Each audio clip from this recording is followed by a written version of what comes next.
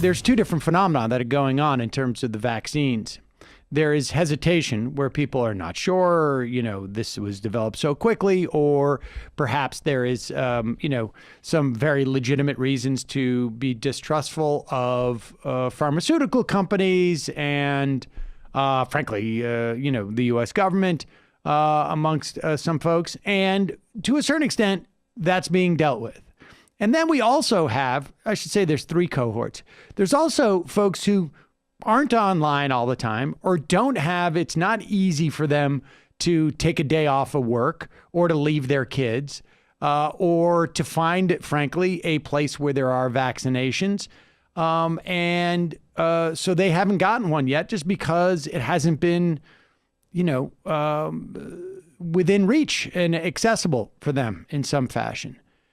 And then we have a third cohort, which are essentially MAGA folk, Republicans, a certain portion of the Republican Party, and the data bears this out. This is not even anecdotal. That feel that they're not going to get a vaccine because they may be not coming around to the idea that COVID is real or whatever it is. They're just not going to give in to the wokes. Right. Those wokes who support vaccination. That's where we are. Hopefully, the folks in the first two cohorts will be getting vaccinated. We need to get between, they say, the scientists, 70 and 90% vaccination rate, including children, in the 100%, to reach herd immunity. Now, we don't have a vaccine that is approved for children below the age of 16 at this point. And so we need to get as many adults vaccinated as possible to get to herd immunity. And part of the problem why we have at least that third cohort, frankly, part of the problem why, I think we're getting past sort of Trump's obstacles in terms of the actual delivering of the vaccine. But part of the problem why we have that third cohort that may never get a vaccine because they don't want to give in to political correctness or cancel culture. I mean, they were the people not wearing masks to begin with, and so if they're going to behave as they have already been doing, why would they get the Biden vaccine? Right. But where did this level of ignorance, and not just ignorance, but like bathing in the ignorance and feeling like it was, where did that come from? If we had a way back time machine, we could go back to a year ago today. Right, and then I see the disinfectant where it knocks it out in a minute, 1 minute. And is there a way we can do something like that by injection inside or almost a cleaning? Because you see it gets on the lungs and it does a tremendous number of the lungs. So it'd be interesting to check that. So that you're going to have to use medical doctors with. But it sounds interesting to me. So we'll see. But the whole concept of the light, the way it kills it in 1 minute, that's pretty powerful.